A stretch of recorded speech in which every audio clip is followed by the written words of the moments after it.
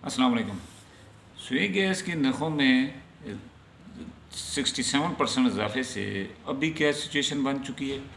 अभी मैं अपनी बात करूं तो पहले हमारा बिल आया करता था, 2-4 साल पहले की बात करूं तो 6-5-6 हज़ार रुपये।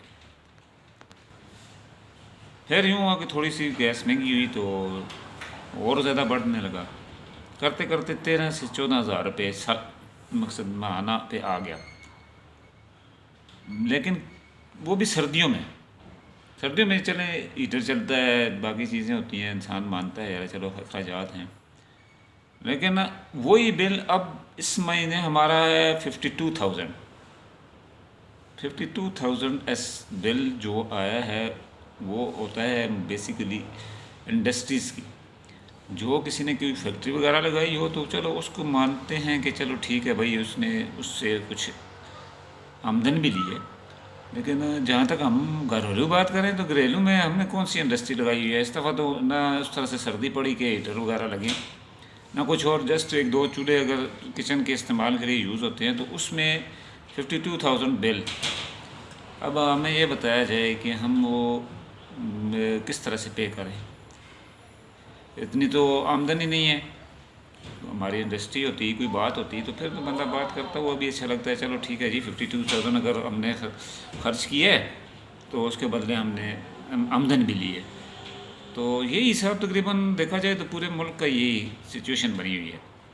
तो मेरी रिक्वेस्ट ये है इस प्लेटफॉर्म के ज़रिए कि बराए मेहरबानी हम घरेलू सरफीन पे इतना बोझ न डालें कि हम जो हैं वो प्रॉब्लम हमारे लिए क्रिएट हो और हम मुश्किल हमारे लिए बने और हमारे लिए ज़िंदगी गुजारना भी मुश्किल हो जाए और परेशानी बने। ठीक है, हम मानते हैं कि हमें मुल्क के लिए जो भी हमें हमसे हो सके हमें करना भी चाहिए, लेकिन थोड़ा सा इतना होना चाहिए था कि जिधर 14,000-15,000 बिल आता है तो उसका बहुत हो जाता, 20,000 आ जाता, चले 5,000 आप टैक्स लगा दें। और अगर ऐसा नहीं है तो फिर ये 52,000 किस हिसाब से आए, मुझे तो कुछ समझ नहीं आती। जबकि हमने कोई फालतू कंजम्पशन भी नहीं की और कोई बकाया जात भी नहीं है। अब मंथली में अपनी बात करूं तो मंथली में जमा करवाता रहता हूं। लिहाजा देखना पड़ेगा बाब इख्तियार को कि हम एक सीक्वेंस रखना चाहिए, एक स्केल रखना चाहिए कि एक बंदा घरेलू सार्फिन उसको देखना चाहिए, जो इदारे जो मुतल्लिक़ा इदारे हैं सुई गैस के महकमे के जो मीटर रीडर हैं उनको भी चाहिए कि प्रॉपर मीटर रीडिंग करें। पहली बात, मीटर रीडिंग अगर प्रॉपर होगी तो उसमें भी ये इशू नहीं आएंगे। और सेकेंडली ये है कि अगर उसने प्रॉपर रीडिंग की है तो फिर भी इतनी उसको छूट देनी चाहिए कि अगर मिसाल इतना बिल बने तो एक गरीब आदमी किस तरह से पे करेगा। और इसी तरह रेडी बानों के कोई 10,000 आया हुआ है, किसी का 20,000 आया हुआ है, किसी का 30,000 आया हुआ है। जो किराएदार हैं उनका भी यही इशू चल रहा है। मैं जितने लोगों को जानता हूँ सब बेचारों का यही मसला है। तो लिहाजा इससे मैं आपसे यही रिक्वेस्ट करूँगा कि थोड़ा सा जो है वो इस बारे में सोचिए और आवाम पे ज़्यादा बोझ न डालिए कि जिससे आवाम जो है वो सरापा एहतजाज बने।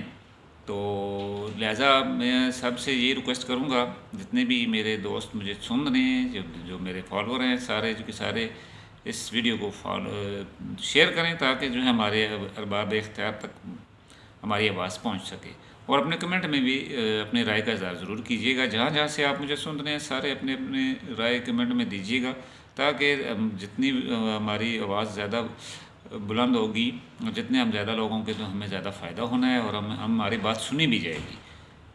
बहुत बहुत शुक्रिया।